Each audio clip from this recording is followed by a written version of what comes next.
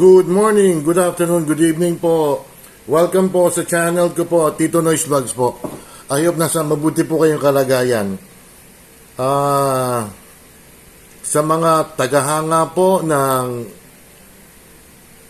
Itbulaga, mga tagahanga ni Tito Big and Joey, may magandang balita po tayo. Siguro alam niyo na rin. Alam naman natin ng social media, talagang mabilis yan ha. O ito mga babayan ko, nagdesisyon na ang IPO na kinansila po ang trademark application ng Tape Incorporated. So, pwede na pong magamit ng TVJ po, ng EAT, ang title na Itbulaga. Inuulit ko, pwede nang gamitin ang title ng Itbulaga. Actually, in the first place po, yung lumipat sila sa TV5, in-advise naman talaga ng mga abogado nila na pwede naman gamitin ang Itbulaga, pero nirespeto lang nila yung proseso, mga kababayan ko.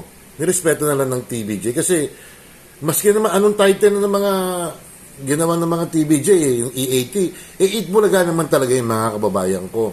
1979 po, Joey De Leon created the title Itbulaga. Kinreate niya yon sa kusina ni Tito Sen. May kasama siyang Jess Espiritu pa na medyo parang may guide si Lord, yung sinasabi nila. Nagkataon lang siguro mga kababayan ko. Pero mga kababayan ko, ang Tape Incorporated, ayaw nila sumuko. Ayaw po nila sumuko. Pero ano naman yan proseso naman talaga yun Mag-aapila po sila mga kababayan ko. Mag-aapil, kasama sa proseso yan Pero mga kababayan ko, nirespeto ng TVJ na hindi gamitin yung Itbulaga sa mga mahabang siguro 6 months silang hindi ginamit. Ito, naglabas ng IPO at ang korte, IPO nga, na pwede nang magamit. Recognized by the government, ibig sabihin nun, ika nga. Kaya lang, may word na respeto mga kababayan ko Ang ginamit nilang word, respeto, hindi yung being dictated ba yung tawag doon, na word na yun. Wala tayong magagawa po. Pwede pa rin gamitin ng Tape Incorporated ang Itbulaga na title. Kasi mag-aapila pa sila mga babayan ko mag-aapila dun sa may IPO, sa may Marikina RTC. Pag deny naman ng motion ng tape, pwedeng iakyat sa Supreme Court, pwedeng iakyat sa Court of Appeals. Pag deny ulit ng motion ng Tape Incorporated sa Court of Appeals, iaakit po yan sa highest court, court of last resort mga babayan ko, sa Supreme Court. Ganun ang sinabi ng Tape Incorporated na hindi tuloy pa rin daw ang Itbulaga. Yun ang sabi, di umano. Pero mga babayan ko, actually talaga naman moral decency nila dapat gamitin ng ng Tape Incorporated. Parang natalo sila rito Para sa akin ako hindi abogado, moot and academic na po yan. Ewan ko lang kung meron silang valid reason pa na sila ang gagamit ng title ng Itbulaga ang Tape Incorporated. Hindi naman sila ang nag-create. Nirehistro nila yan to 2013. Pinayagan ba ni Joey De Leon? Wala. Di umano. Di natin alam kung pinayagan ni Joey De Leon o hindi. Ganun na lang mangyayari mga kababayan ko. Tuloy pa rin ang title ng Itbulaga, gagamitan ng Tape Incorporated. Siyempre, yun ang proseso mga kababayan ko. Pero sabi nga ni Attorney De La Cruz si Attorney Buko, yung abogado ng magaling sa Divina Law Office, na yung petisyon ng TVJ na itigil yung title ng Itbulaga na ginagamit ng Tape Incorporated, ayun, granted sila. kinancel po ng IPO, Intellectual Property Office ba yun? So, pwede na magamitin ng TVJ yan. Hihintayin pa ba ang apela ng Tape Incorporated? Kasi ginawa nila rin after 6 months, hindi nila ginamit ng Itbulaga, pero ang Tape Incorporated, sa ngayon, ginagamit pa rin nila ang Itbulaga. Kasi, siyempre, may court process tayo, apela. Mag-apela sila sa lower court, sa secondary higher court, Court of Appeals, and then the pinaka-Supreme Court is the Supreme Court. Yun nga. Siguro, irirespeto na lang nila yun pag may finality na. Kasi sabi ng Tape Incorporated, hindi kami susuko, wala pang finality. Well, ganun talaga eh. Ganun ang proseso ng batas natin, mga babayan ko, kaya ganun lang talaga. Okay lang talaga yun. Okay nang mag-apela sila. Wala tayong magagawa eh. Pero para sa akin, moot in academic na yan, mga kababayan ko. Hindi na siguro igagrant sa Tape Incorporated ang titulong Itbulaga.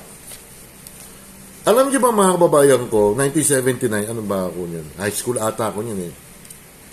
Nanonood din ako. Pero natigil lang ako, yung medyo nagtatrabaho na ako, yan, sa Quezon City, sa Makati, sa Alabang, Pasay, nagtrabaho rin ako. Hindi ako masyado nakakanood kasi wala pang YouTube noon. Pero itong ano na to, yung parang na-agrabyado sila.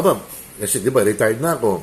Nanonood ako parati ng Itbulaga, EAT sa Channel 5, mga babayan ko. Again, mga babayan ko, ganun talaga ang proseso. Meron pwede tayong mag-apila pa. Pag natalo tayo sa lower court, pwede tayong mag-apila. Court of Appeals, and then Supreme Court, mga babayan ko. Ganun talaga ang proseso natin, Wala tayong magagawa. Pero, for me, again, inuulit ko, moot in academic na yan, mga babayan ko. Kaya sa TVJ, sa Itbulaga, ang aking remark sa inyo, Itbulaga is TVJ, TVJ is Itbulaga. Finally, may question mark yun. Finally, di ba? Kaya congratulations sa TVJ. Nirespeto nyo ang batas. Pero ang Tape Incorporated, hindi ko alam. Moral decency na lang ang maanok sa Tape Incorporated na dapat irespeto nyo na rin ang sinabi ng IPO, ang Makati RTC. Pero mag-aapira sila. Ganun talaga eh. Kaya congrats again kay Tito Sen, kay Bossing Vic, kay Sir Joey De Leon, at saka Double Cuts, mga babayan ko. Walang battery na. Yung clappings na wala. Shoutout muna tayo, mga babayan ko. Ang isa shoutout natin ay si Welcome Back, si Cherry Papoy's Adventure, Ate Ruby Vlog, Oxy Stab, Mitzi Tiger Field, Sinjin Vlog Official, Jane Barona Vlog, Sherlyn Mendrano, si Mandirigmang Mane, si Pamangkin, Doc Juday, Mama Lynn Official, Amlena Vlogs, Tess Sabalo Official, Nanay Eva, El Presidente TV, Joban, Watermelon, Chairman de Motorista, Principal King, Mayang Vlogs, Eldon SK Vlog, Rebs SK Jamming Vlogs, A Heart Purple, Junito Marinado, Mayra T. Sanchez, Kapitay TV, Rhea May Perolino, Tony Marsan. Tony, thank you sa pag-member mo pala. This is Easy Mix TV, The Wigay, Angel Mix TV, Kathleen, Chabs de la Cruz, Pearl DM, Arlene Vlogs, Casablanca, Jana Mix Vlogs, Benji Sanchez, si Opa, Angeli Loganson ng New Zealand, Nuna Wonder PH, Durance Vlogs, Natasha Mix Vlogs, Ella Kimo, Cindy Mini TV or Vlogs, Elis Neris Channel, Julian ng Saudi Arabia, Dali Ricardo ng Israel, Evelyn Orasi, Evelyn Official, Coach MB, Simply Grace, Isabel and Ate Tess Padulina, Nina Laresma Lorzano, Marites Coho, Kojos TV, Tita Marie, Angie Up, Texas, USA, Ferdy Albino, Kabaternaga, Rosebud Adventure, Family Flower Vlogs, Jill Angala, Ghost Hunter, Dance Explorer, Jovis Official Channel, Choice Lumawig, Abaw SKTV, Tita Marie, Boss Anin, Girly Morsa, Banana, Bayang Gudang, mga babayan ko, at saka sino pa ba? Si Mang Art Ing Nanay, nakita ko isang araw mga kababayan ko. Kaya mga kababayan ko, pag hindi sa inyo talaga, huwag niyong aangkinin. Kasi ang kalaban niyo, batas. Yung Itbulaga was created by Joey De Leon. Period. Maski di i-rehistro yan. Yun ang ayon sa isang abogado, yung abogado nila mga kababayan ko. Congratulations again sa TVJ Itbulaga, the original Itbulaga mga kababayan ko. Don't forget to like and subscribe po. Hit the bell notification para ma-update kayo sa aking mga video.